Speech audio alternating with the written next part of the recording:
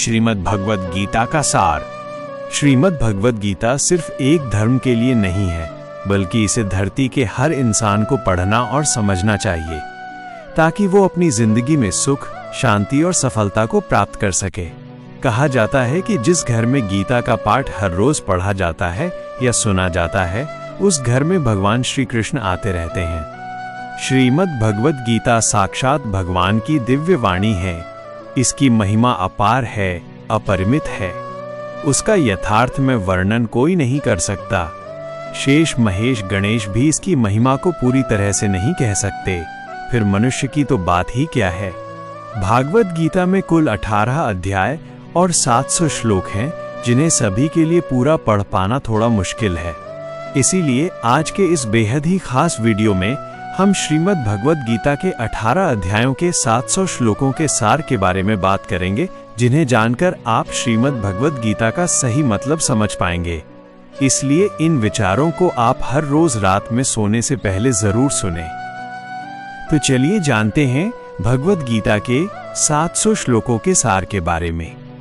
भगवान श्री कृष्ण कहते हैं, हे अर्जुन, मैं सभी प्राणियों के हृदय में स्थित सबका आत्मा हूँ। संपूर्ण प्राणियों का आदि, मध्य और अंत भी मैं ही हूँ। मैं सूर्य हूँ। मैं वेदों में सामवेद हूँ। देवों में इंद्र हूँ। इंद्रियों में मन हूँ। मैं ब्रह्मा हूँ। मैं विष्णु हूँ। मैं महेश हूँ। जलाशयों में मैं समुद्र हूँ। पर्वतों में मैं हिमालय हूँ। इस संपूर्ण संसार में तुम जो कुछ भी देख पाते हो, सब मैं ही हूँ। कोई आदमी चाहे लाख चीजें जान ले, चाहे वो पूरे जगत को जान ले, लेकिन अगर वो स्वयं को नहीं जानता तो वो अज्ञानी है। अगर कोई आपको ठुकरा दे तो बुरा मत मानना, क्योंकि वे वास्तव में आपकी कीमत नहीं जानते। जो रिश्ता हमें रुला दे, उससे गहरा कोई रिश्ता नहीं, और जो रिश्ता हमें रोता हुआ छोड़ दे, उससे कमजोर कोई रिश्ता नहीं। हमेशा शांत रहें। इससे आप अपने जीवन में खुद को बहुत मजबूत पाएंगे, क्योंकि लोहा ठंडा होने पर ही मजबूत होता है, पर गर्म होने पर तो उसे किसी भी आकार में ढाला जा सकता है। किसी विपत्ति के समय आपको ये 7 गुण बचाएंगे। 1. आपका ज्ञान। 2. आपकी विनम्रता। 3. आपकी बुद्धि। 4. आपके भीतर का साहस। 5. आपके अच्छे कर्म। 6. सच बोलने की आदत। 7. ईश्वर में विश्वास।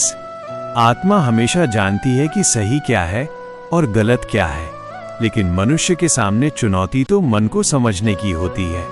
मुश्किल समय में व्यक्ति अकेला हो जाता है, लेकिन मुश्किलों की वजह से वही व्यक्ति मजबूत हो जाता है। जो आपको सम्मान दे, उसी को सम्मान दीजिए। हैसियत देखकर सिर झुकाना कायरता का लक्षण है। हे अर्जुन, जो न कभी हर्षित होता है, न किसी से द्वेष करता है, न शोक करता है, न कामना करता है, जो शुभ और अशुभ संपूर्ण कर्मों का त्यागी है, वह ज्ञानी मनुष्य मुझे अति प्रिय है। मुझे पाने के 3 तरीके हैं: ध्यान योग, ज्ञान योग और कर्म योग, और इन सब में कर्म योग सबसे प्रधान है। किसी पर विश्वास करना हो तो उनकी बातों पर नहीं, उनकी हरकतों पर ध्यान दो। गुस्से के वक्त थोड़ा रुक जाने से और गलती के वक्त थोड़ा झुक जाने से जिंदगी और भी आसान हो जाती है। भगवान श्री कृष्ण कहते हैं, जो मनुष्य मुझे जान लेता है, वो जन्म मरण के बंधनों से मुक्त हो जाता है। जो मनुष्य भगवद गीता को पढ़कर उस पर अमल करता है, उसके सारे दुष्कर्मों का प्रभाव समाप्त हो जाता है। जो भाग्य में है वो भाग कर आएगा, और जो भाग्य में नहीं है वो आकर भी भाग जाएगा। जैसे हवा के झोंके नाव को भटका देते हैं, वैसे ही मनुष्य की इच्छाएं बुद्धि को भटका देती हैं।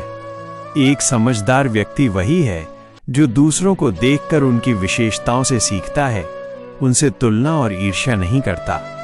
शस्त्र केवल शरीर को घायल कर देते हैं, किंतु शब्द आत्मा को भी घायल कर देते हैं।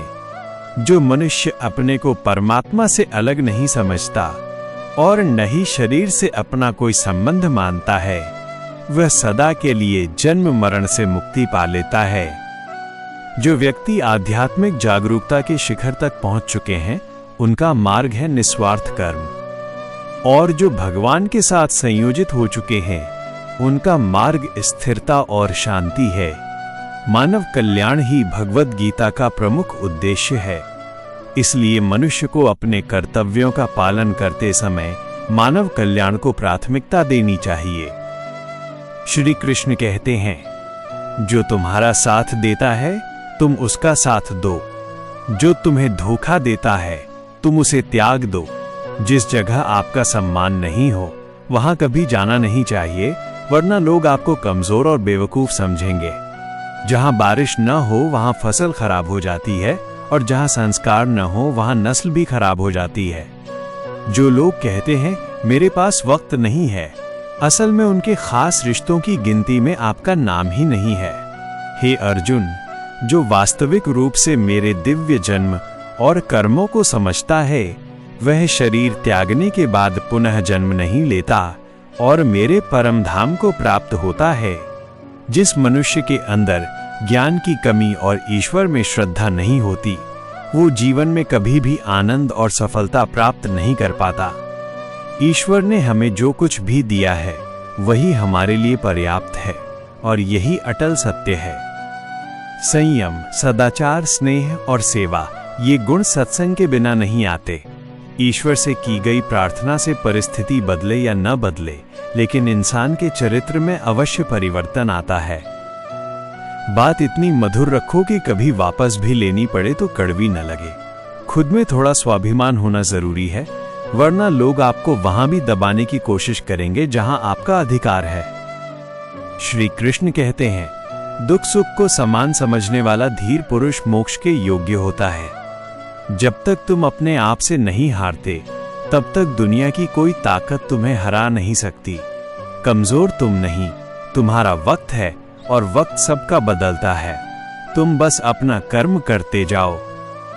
चुप रहने से बड़ा कोई जवाब नहीं, और माफ कर देने से बड़ी कोई सजा नहीं। सब्र की ताकत वाला व्यक्ति अपराजेय होता है। केवल ज्ञान ही एक ऐसा तत्व है जो हर अवस्था और हर काल में मनुष्य का साथ देता है। जीवन में सुख दुख मौसम की तरह आते जाते रहते हैं। सफलता धर्म, धैर्य और साहस से मिलती है। धर्म चाहे जो भी हो, अच्छे इंसान बनो। हिसाब कर्मों का होगा, धर्म का नहीं। जब आप दूसरों के लिए अच्छा चाहते हैं, वही अच्छा आपके जीवन में लौटकर आता है। यही प्रकृति का नियम है। हंसता हुआ मन और हंसता हुआ चेहरा ही सच्ची संपत्ति है। यदि कोई आपका साथ न दे तो निराश मत होना, क्योंकि परमात्मा से बड़ा हमसफर कोई नहीं। अंत में दोस्तों, इस वीडियो में बस इतना ही। अगर आपको इस वीडियो से कुछ सीखने को मिला हो तो वीडियो को लाइक और शेयर जरूर करें, और कमेंट में जय श्री राधे कृष्ण लिखना न भूलें। ऐसे ही ज्ञानवर्धक और प्रेरणादायक वीडियो पाने के लिए हमारे धर्म प्रवाह चैनल को सब्सक्राइब करके घंटी जरूर बजा दें। भगवान श्री कृष्ण आपको हमेशा प्रसन्न रखें। अपना ख्याल रखिएगा। जय श्री राधे कृष्णा।